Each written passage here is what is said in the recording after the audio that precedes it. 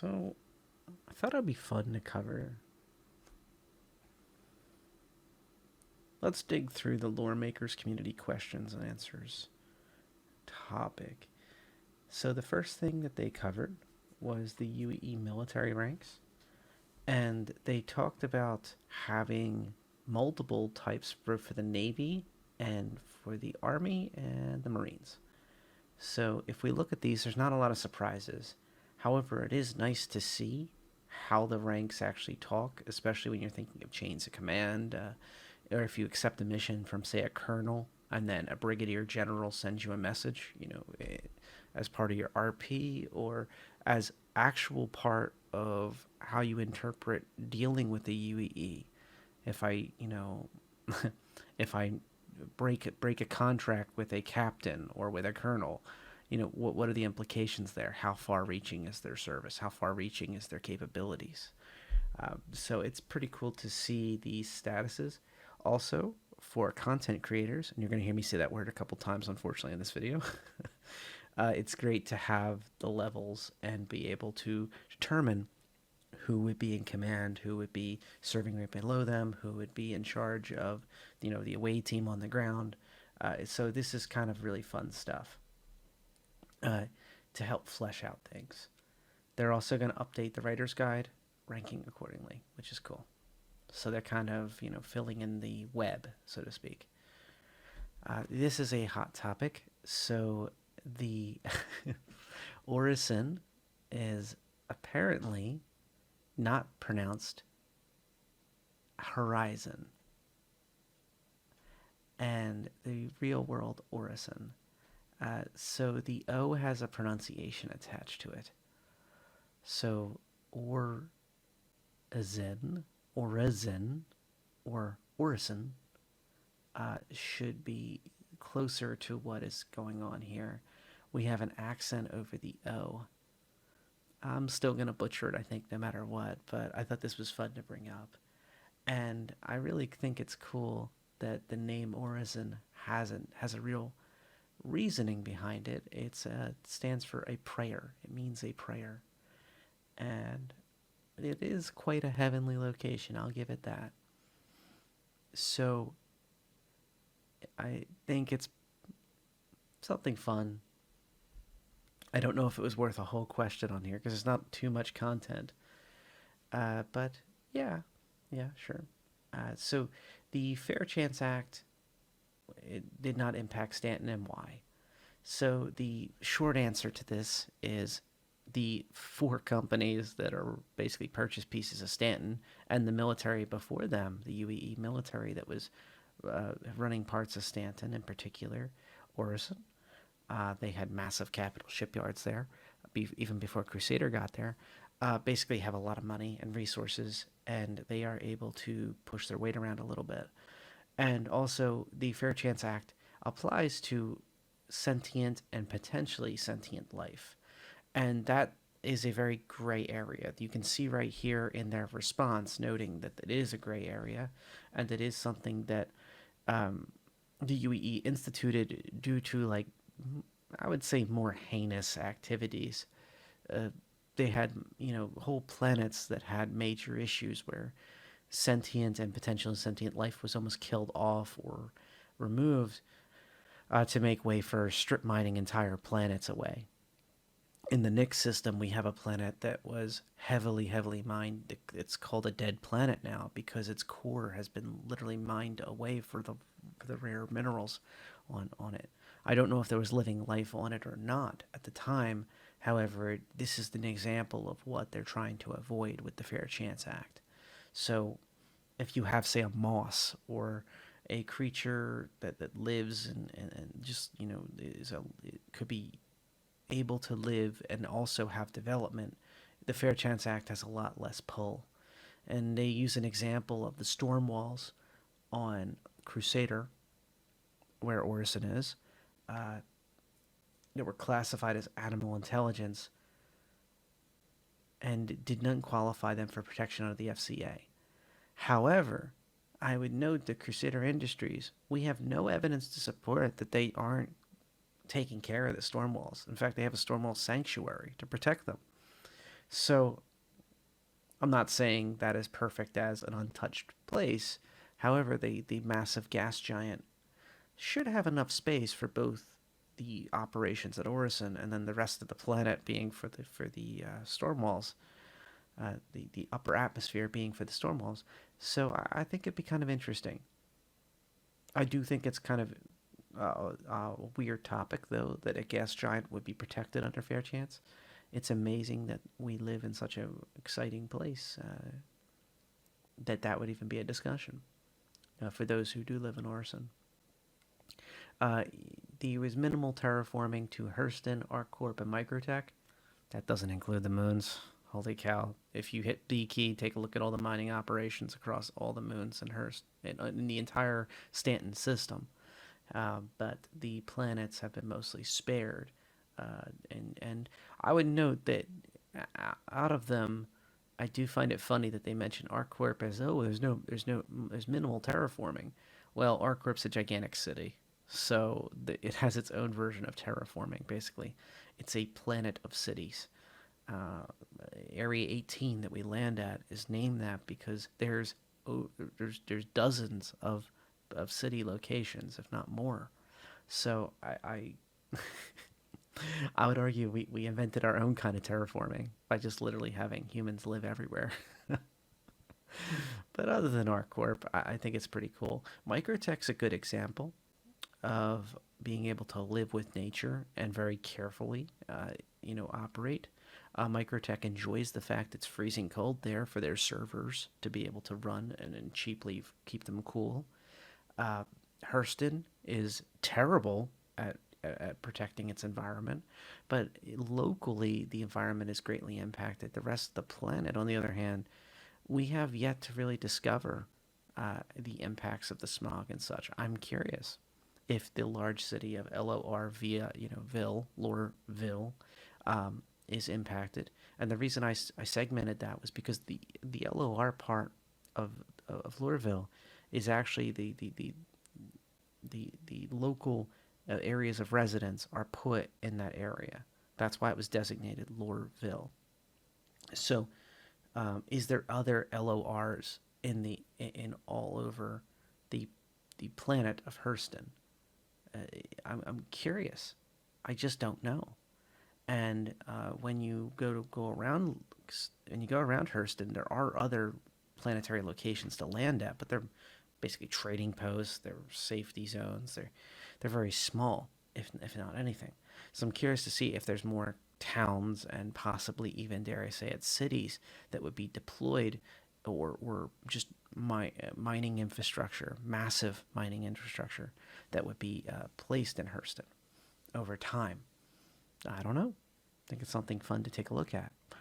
Uh, I think it also is nice that they gave a nod to Paul Lassalle.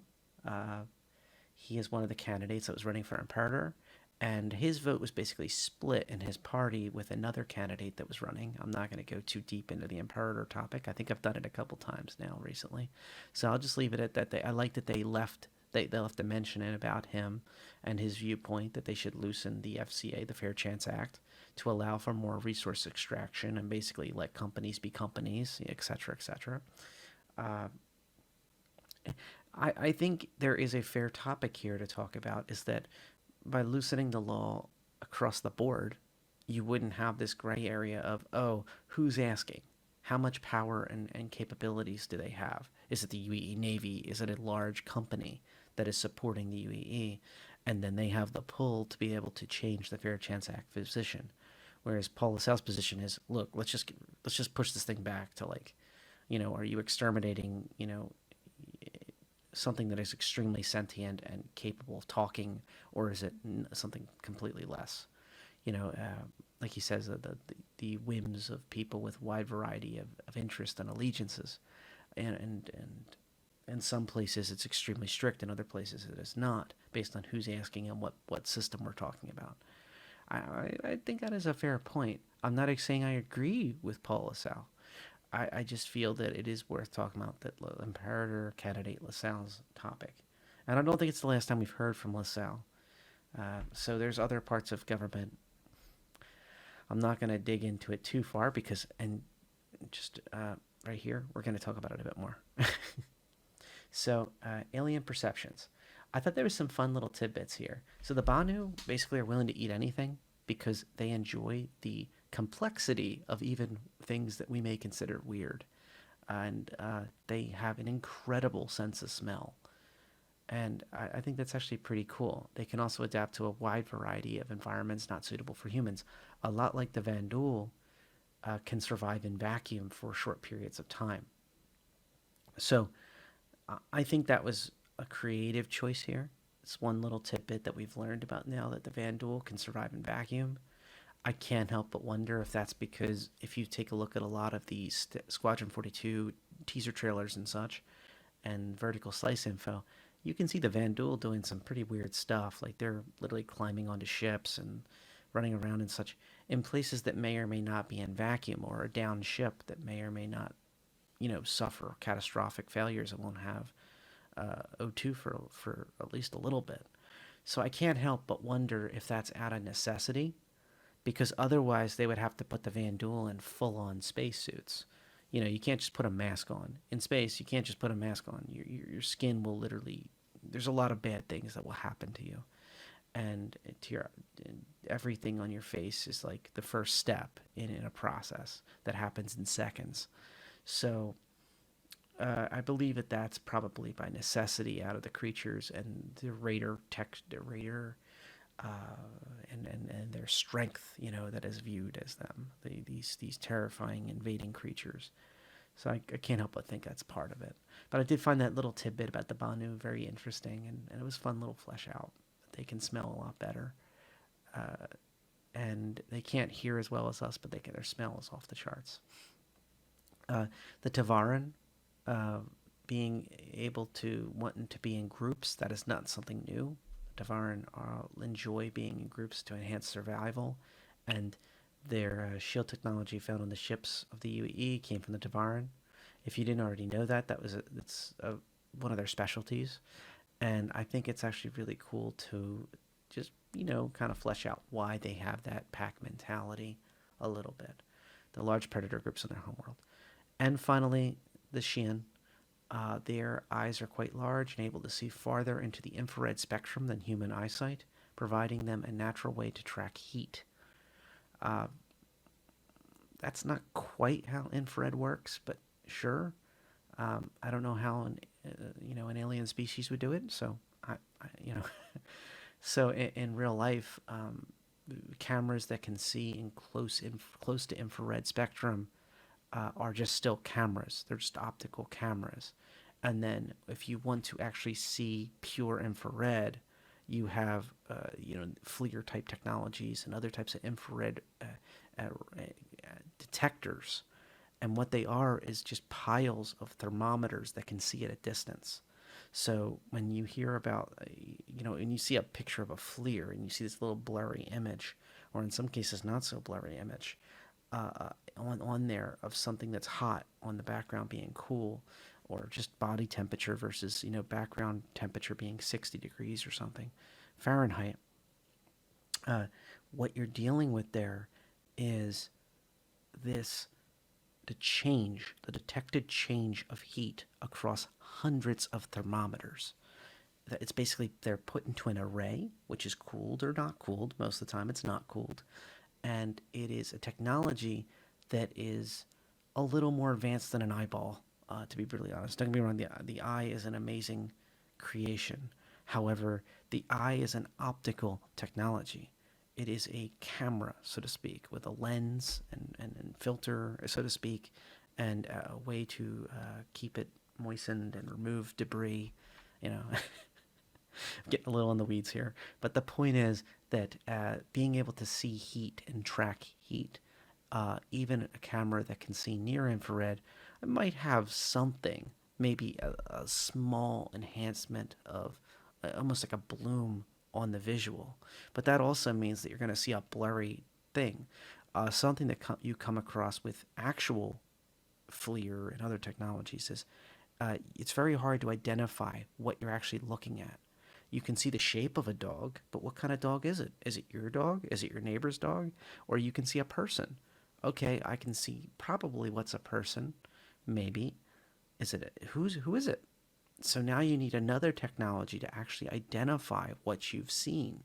So I find it interesting that the Xi'an may have an issue, especially in the dark, of being able to have this amazing eyesight that's, quote, far better than humans, etc., further into the infrared spectrum. Uh, but can they rapidly identify what they're actually seeing visually? Tracking that heat would then remove that ability to actually detect what they're seeing, what human they're seeing, or what Xi'an they're seeing. Uh, so just wanted to mention that little tidbit there. Xi'an have horrible food taste, worse than the Banu.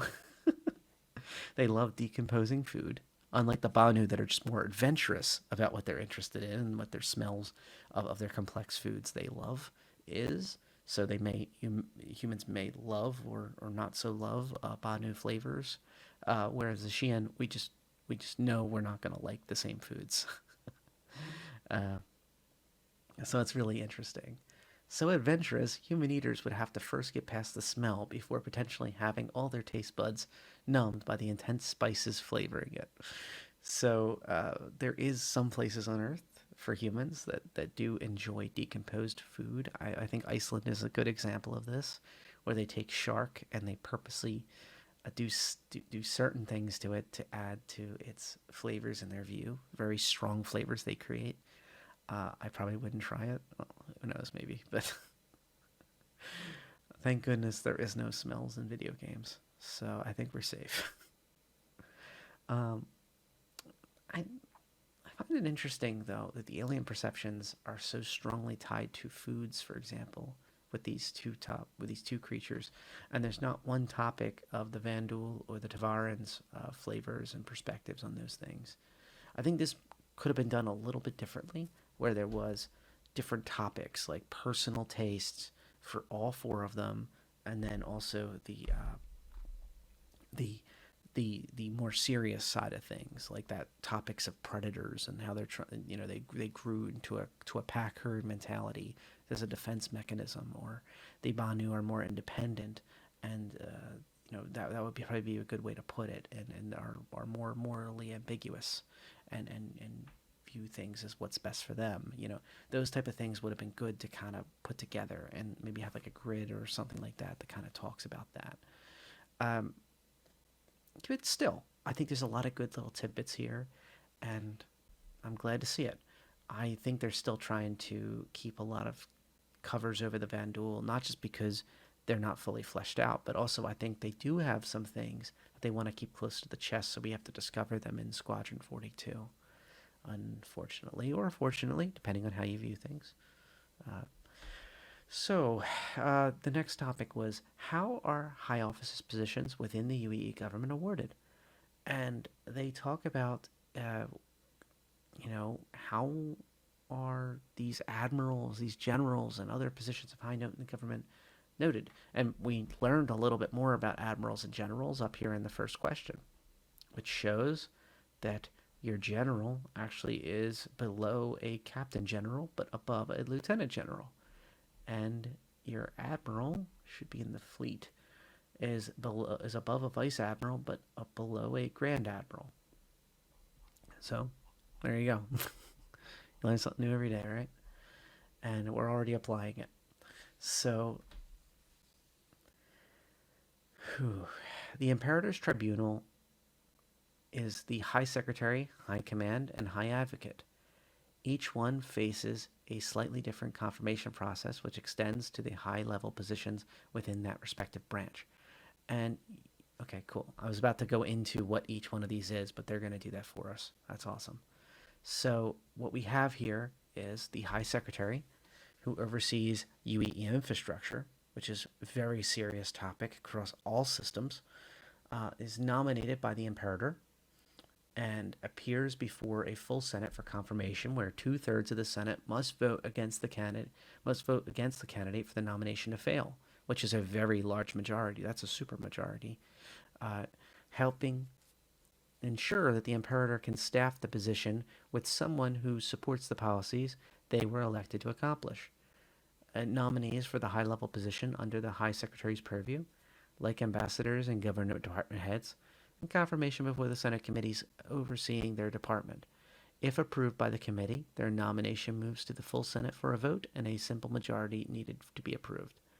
If the imperator wants to retain the person currently in the position, the nomination would skip the committee step and be put directly to a full Senate for a vote. Now, this must be noted that Costigan family basically leaving the imperatorship and a new imperator coming in that is completely different. Imperator Addison's policies and procedures are probably going to rock the boat, so to speak, a little bit, especially with any type of situation where you have this legacy group that has been in power for decades under that imperator suddenly being questioned whether they're going to stay in position or not. Now, Addison may tactically want to keep a few folks in positions of power to keep the peace, so to speak, and keep kind of signal to the Senate. I'm not trying to change everything, but there is things that need to be changed, and I'm going to pick my battles, so to speak.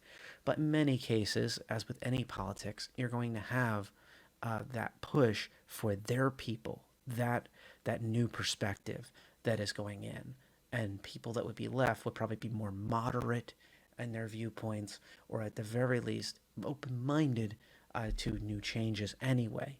So we've seen this many times in a variety of places, and just like in real life, there are movements and momentum that is created by new political positions. So for high command, it is a representative from each military branch. So you have your top people from the Navy, the military, and the Marines. So the Navy would be Legatus Navium. You have the Army being the Legatus Exercitus. And for the Marines, you have Legatus Marinum. And they must first be approved by the Military Council, comprised of current and former members of each branch of the military, which is good for them to have a say in that position, in those sets of positions. And once approved, the nominees go before the Senate and must receive a simple majority to be confirmed. So that means only 51% of that Senate would need to agree on who's going to be in these positions. Active duty officers, like admirals or generals, do not need to be reconfirmed to their position and may be promoted or replaced at will of the high command. If the actions of a high command officer displeases the military, the council can reconvene for a vote of no confidence, which, if passed, must then be approved by the Senate. So you can see that the Senate has a lot of power here, and it does not require a massive political capital buy-in from 2/3 of a vote of a Senate is pretty hard to get, and you can see how the High Secretary is kind of in the leans towards the Imperator having the power. You need 2/3 of the Senate to vote against the candidate to fail, so it's already like pre-set up to succeed. If you can't get 2/3 of the votes, they're just going to push that person through. Whereas with this high command, you can see that it's going directly to the Senate. The decisions are made by these former and current members of each branch of the military, and it's a simple majority. 51% is not that hard to get compared to 2/3, 66% of a Senate. And the Senate is obviously going to have more push with this council, and they even have the ability to stop a push for the vote of no confidence. It must be then approved by the Senate, it says. So the military is not autonomous. The military is beholden to the council. That really tells you a lot here. The military leadership is beholden to this council, and the council is beholden to the Senate. That tells you a lot about who their supporters are and where their kind of position of where their power and their responsibility is kind of dictated from. So finally, the High Advocate nominee, so this is like the law enforcement, must be approached by Directors' Council, a committee composed of heads of various law enforcement and judicial departments that fall under the High Advocate's control. Nominees for high-level positions under the High Advocate must also be approved by the Directors' Council.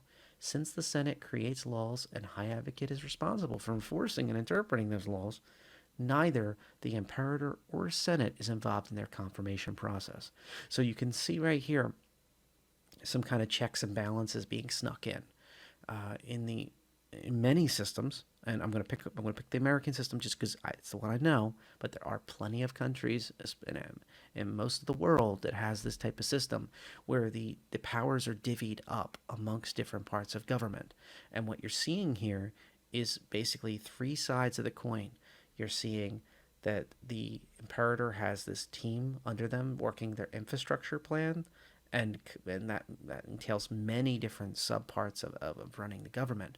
And then you have the military being brought in under the Congress and the Senate, and then you have the High Advocate, and that's more of the judicial and law enforcement branches that are trying to have this semi-autonomous behavior because they are the check and balance on other parts of government. And I mentioned in the American system, we have three parts of government where you have the executive, that'd be our imperator, so to speak, in this system, be the president and all the different people under them. Then you would have your Senate and your Congress, which is your legislature that makes the laws and dictates how that's going to go. And then finally you have your judicial that keeps an eye on the other two and says, well, wait, what do you mean by that? Or that's not fair to the people, it's not constitutional. Now, in any government, whether it be in real life or a video game, it needs to be considered fair, and there needs to be understandable checks and balances, and you know you're getting a fair shake. And especially if you're talking about someone's freedom being involved. So law enforcement and judicial departments not being politically active is very nice to see.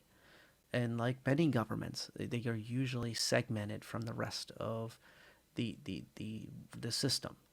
And so a committee composed of various heads of various law enforcement and judicial departments that falls under the High Advocate's control and then has nominees for high-level positions under the High Advocate that must be approved by the Director's Council. It is pretty good. Since the Senate creates laws and High Advocate is responsible for enforcing and interpreting them, neither the Imperator or the Senate is involved in their confirmation process. This was a change meant to make this branch of government more independent and occurred after the fall of the Messer regime. So, who had used the advocacy as their personal enforcement bureau. Though free from imperator or senatorial control, they do have the power to censure the High Advocate or other appointee within that branch and potentially remove them via a note of no confidence, a process that must be approved by 2/3 of the Senate and supported by current High Secretary and High Command. So, once again, you see the checks and balances here. Even though this group has been given semi-autonomous nature and they're able to approve their and control their own basically processes to guarantee impartiality in law enforcement and judicial departments, you also see that they still have some way to control these folks. Though free of imperator and senatorial control, those groups do have the power to censure a High Advocate or other appointee within the branch, and then potentially remove them via vote of no confidence. But remember what we talked about. They need a supermajority. They need 2/3 of the Senate. And supported by current High Secretary and High Command. We talked about before, the High Secretary would be somebody who is extraordinarily trusted, like the right-hand guy or gal to the Imperator. And then you also have the High Command that are highly pushed by the Senate. They are more lean towards the Senate. And oh, by the way, you need 2/3 of that Senate. A massive push for both groups to have. So the odds of you being able to actually vote of no confidence and succeed the process of removing a High Advocate are pretty much slim to none. That person has to have done something horrible and truly break the trust of the public in order to have that level of momentum and that level of political wrangling done to make sure that that vote went through correctly. And if you mess it up, I shudder to think, how that would go. I think that it will be unlikely that this type of space senate and military leadership and the secretary with the UEE infrastructure all agree on everything. That's just the way human beings are. That's the way, whether they're in any realm, real or otherwise. Uh, this is something that will need to be fleshed out, though. And I'm curious how much stress when the Vanduul invade yet again and yet another system that goes into all of this infrastructure. And this is what I'm getting to. I believe that this is overly complicated for the UEE. I think it is a large organization. It covers a massive area of space. But I fear that having all these branches of government and all these people in charge that all need to vote on this or that to agree on what they're going to do might take a while. So I'm curious how fast moving and responsive new UEE infrastructure projects in an emergency can be done, or how fast the military can react and deploy their military forces to the correct systems, the fleet, the Marines, etc., and make an army and make their moves as necessary, and how fast the law enforcement and judicial departments can restore order in places where the Vanduul recently hit. I think that this is great in a peacetime environment, but I'm curious to see how this system will go when we hit the play button and we have invasions of systems.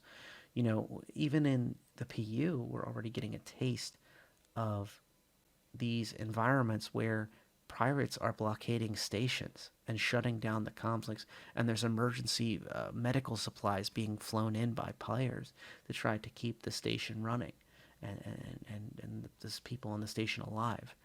I didn't see no UEE ships doing that. I saw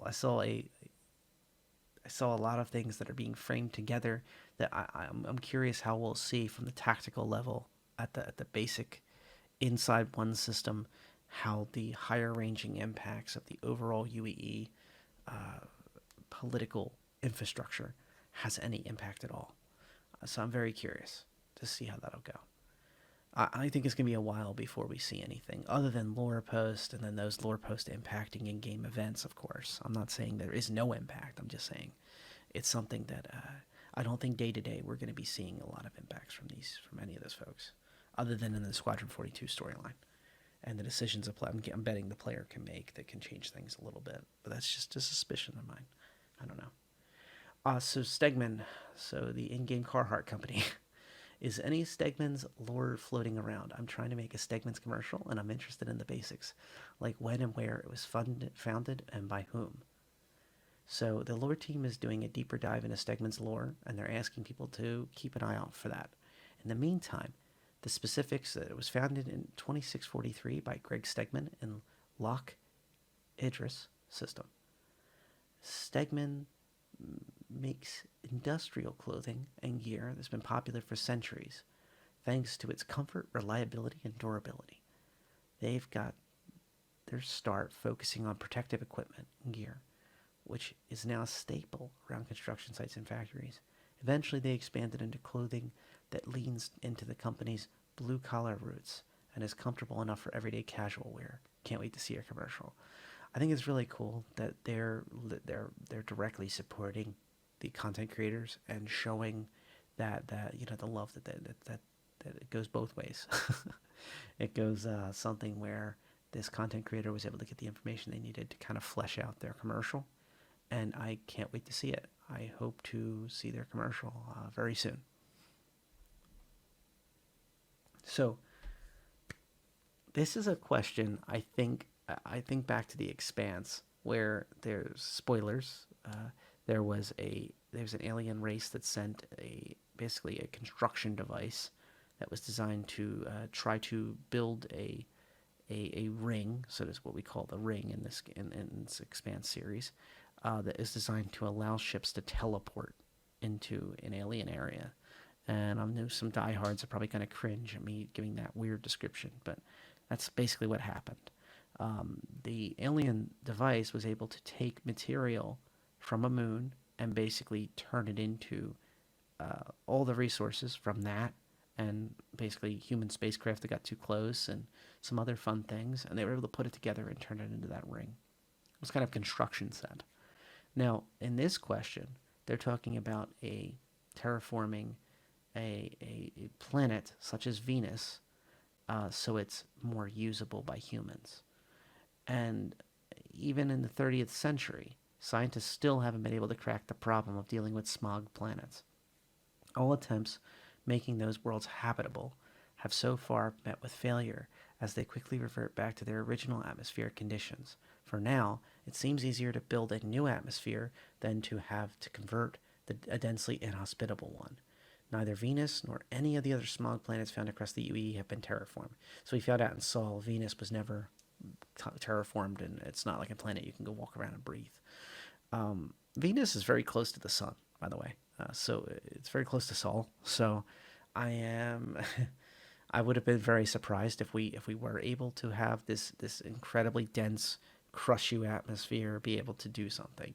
However, I brought up the Expanse series because they were able to take a moon that was inhospitable and turn it into something usable. Maybe not breathable atmosphere that's terraformed, but so to speak, terraform the property into a scientific vessel to create more material or something like that. I think would be more of a make more sense. So if we find out Venus, for example, maybe has a lot of titanium or some other exciting materials, hydrogen 3 or something like the moon, like our own moon does, like Luna does.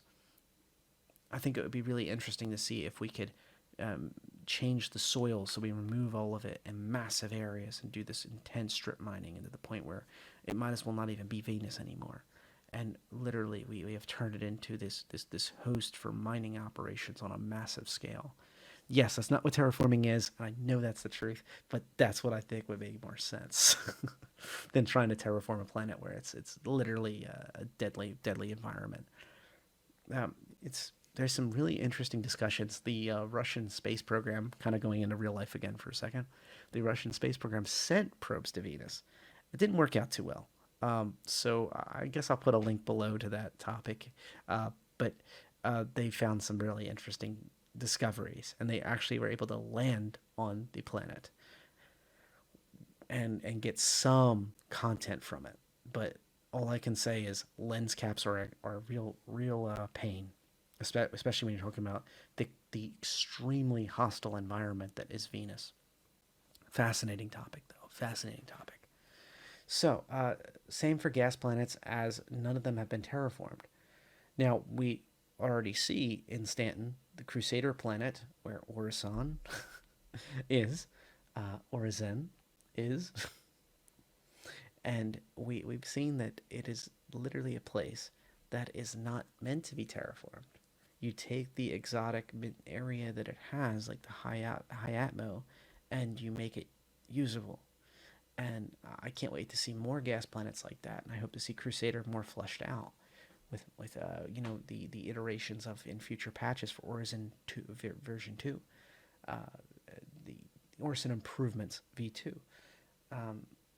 But even the Xi'an, who have been using terraforming technology for millennia, longer than humanity, it's directly out of their little message here, haven't figured out how to terraform gas or smog planets, though they have been actively trying in an effort to undo what happened to their home world, which is tragic. But they haven't been able to fix it. Now, I think it's also interesting to take away that a smog planet is not necessarily what you'd think is not as narrow as I thought it would be. For example, Venus has that extremely dense environment that apparently is under the smog category when you talk about these planets, where things are crushed basically through the sheer density of the material of the planet and the raw heat of the location. Okay, so are there in-depth military fleet battle records? So this backer asked if there was breakdowns of bigger fleet battles and that the UE has been involved in. I've been interested in military approaches to fleet battles, tactics, formations, how the fleet battles, campaigns, were they under extensive censorship or were they properly and impartiality or were they properly and impartially recorded for posterity? And the lore team's honest about this. Outside of the game world, they haven't spent much time breaking down exactly how those famous battles were done. Like literally, the UEE, the UEE Dauntless flew in and fired its main guns and did this and had the support fleet of this, and this. And I think that's what we're kind of expecting, at least at some point. And they compare the general forum and then later provide the great detail. We've recently done delving deeper into the details of the fight to dislodge criminals from Nexus, the siege of Tiber, and specifics of the Bremen Beltway. But getting into specific ship or troop movements from famous battles hasn't been needed quite yet, which is a shame because I would like to see more of that too. I agree with this backer. That'd be really cool to see those stories kind of be fleshed out, and it would be very exciting, I think, for the content creators out there to maybe reenact those battles. I think for the community, for orgs and such, it'd be really fun to kind of have those environments and experience them through that literally a reenactment or even just an annotated discussion and talking and having fun with it. Within the game world, this type of information would be available to scholars and other interested parties at the Ark. Eyewitnesses, accounts, flight recorders, and other pieces of advanced tech would be used to track specific movements during the battle. And for flight recorder content, be sure to check out the Division series on Ash's channel. Some really fun stuff with flight recorder being the main what's in the box style topic in that series. On shameless plug there. Modern battles against the Vandal would probably still be classified since it's an ongoing conflict, but the Historical Truth Act of 2941 declassified a ton of military records from the Messer era. So anything from that era or earlier, including the First and Second Terraforming Wars, would be available to the public. So this is telling me something very important here. So we have to look back from the Messer era and before if we want to request more information about the military fleet battle records. And really what would be going on at those levels, I think is really telling. You saw the Messer reference up above from the political discussion. So when we're talking about the high advocacy, before that days, the Messers used the high advocacy as like their personal enforcement bureau. So I think the government is attempting to distance themselves as much as possible from the Messers and also show in great detail how bad the Messers were and everything that the Messers did in full transparency. They don't want to be accused in any way of covering up for the Messers and all the things that they've done under the Messer regimes. So I think that's kind of interesting. Artificial intelligence, politics, and secrets. I think this is okay. We got one more after this. So there is a lot of unknowns with the definitive AI ban. With the widespread public rejection, what other reasons might there be that are not discussed? Did alien civilizations have something to do with it? Was it a Messer mandate that ended up becoming part of human culture and political structure? Perhaps there's more disturbing cases of certain hidden somewhere far away in the verse. How much is it estimated the absence of AI has affected humanity's social and technological evolution? So, the AI was banned in 2044, starting with the lemming car incident in Tokyo. Though not blamed specifically on AI, the government did admit that the AI malfunction might have played a part in a terraforming accident known as the Mars tragedy of 2125. Most famously, following its launch in 2232, the Artemis colony ship disappeared while under control of an AI named Janus. Now, I find it funny. This is the third time now I've seen them post something about the Artemis colony ship, and all they put is disappeared while under the control of this AI named Janus. If I do not get a mission to go save the Artemis or find it or something, and it has to be salvaged and maybe even saved people on board that have been frozen or something, I will be shocked. They never write the wreckage of the Artemis. They never ever talk about it like as if it's something that crashed and they know what happened to it. So that's fine with me. That's exciting to me, to go find the secrets of the Artemis and figure out what happened to this massive colony ship. Anyway, 3 consecutive centuries with massive AI failures soured humanity on the tech, and there's been no significant research into it since the 23rd century. There were probably lesser known AI related accidents and incidents during those earlier centuries, but none were currently keeping secret. So they've determined that they need to justify something in game, and then we'll have fun creating it. So the didn't involve aliens, didn't involve the messers. So they're just basically saying, look, it doesn't involve those at all. But it's been a long time since these accidents have happened. So standardized, more prone to human error. Addison openly argued that we're less technologically advanced because of it. Whether that's a good thing or not might be in the eye of the beholder. And remember, I talked earlier about Addison is coming in as the new imperator. However, Addison will need to keep a power block that supports her. And I believe that Addison will need to pick her battles carefully, extremely carefully. As a new imperator that needs that Senate for all those things we discussed above, and the support of the Senate, the support of the military, the support of the judicial branches and law enforcement branches, under the advocacy, you need to consolidate your power and pick your battles very, very carefully. I do not think AI is the absolute be-all, end-all. However, a little bit loosening of the rules probably is in the cards eventually. And I think that AI being a bladed server that can operate a turret that a human tells it to go is not AI. I think that is just something that is designed to help. And the argument for humanity being culturally vibrant if people had more time to create art and while AI focused on menial and labor-intensive tasks is fine. But I think at the same time, there is this topic of, will there be enough jobs to go around for those humans?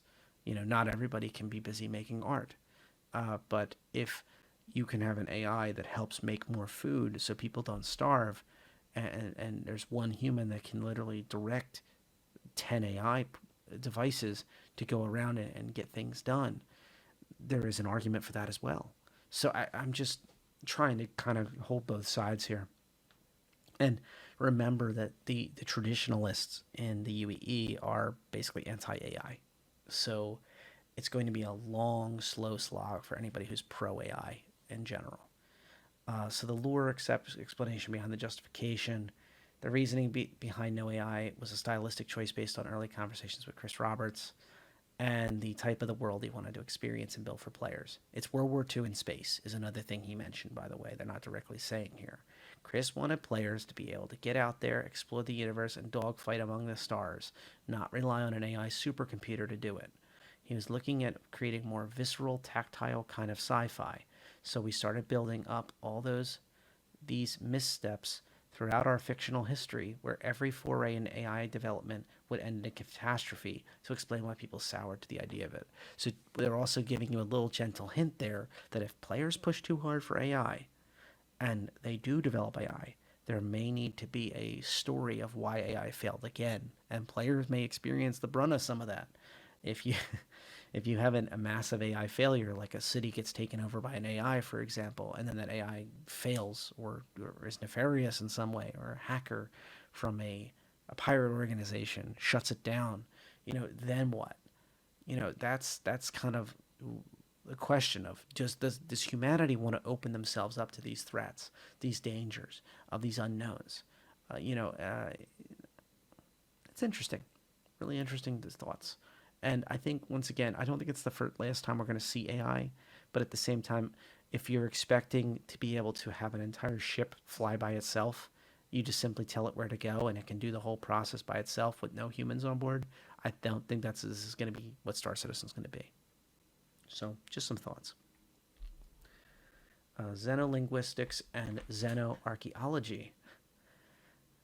Many of us are hoping to see the Terraforming language From a lore perspective, we know that Devarin completely relinquished their culture and ideals during this end of the Second Terraforming War. Spoiler alert, they lost. They kept fighting the humans. This got me thinking, why not make this an in-game mission? And as more missions are completed, the more about the Devarin can be unlocked, not only in terms of their language, but also in terms of their culture, history, technology. So this is playing into that whole resurgence of Devarin culture trying to come back. And the answer was, this could be a fun idea, but would probably have to focus more on uncovering aspects of their culture and history. While the Devarin abandoned their language, it was never completely forgotten. The UEE government definitely learned it for the strategic purposes during the First and Second Devarin Wars, for intelligence reasons and gathering information. And along with the Devarin's best tech, like they do have some great shields, and their air dams and systems and such, preserved it after the purge. It is also spoken among the Devarin diaspora on Branniga 2. Narratively, we've laid some breadcrumbs for how players might be able to rediscover aspects of Devarin culture and history. Abandoned Devarin settlements were discovered on the Kabul system. There's ongoing work to uncover its secrets and search for more settlements that might be in system. Also, this installment of Data Cache shows that Devarin shrines and artifacts are still hiding within the Empire. Seems like the Devarins didn't agree with the Purge and went to great lengths. So some of them went to great lengths to preserve the past for future generations to find. Finally, who knows what secrets members of the Devarin diaspora and Brannigan might be willing to share if they trust you enough. So that's great. It's great to see the lore team being able to kind of breathe some life into make it a deeper gameplay there. And I'm sure they'll work with the gameplay teams and the developers and such for these planets and be able to discover things together. And these teams can kind of really make an amazing experience. I'm not anti any of these alien races, and in fact, I find them really exciting. So this was a bit of a shorter video. I hope that you enjoyed it. If you made it this far, please be sure to subscribe if you haven't already, and drop me a comment or hit me up on Discord if you'd like to talk. Thank you all, and fly safe.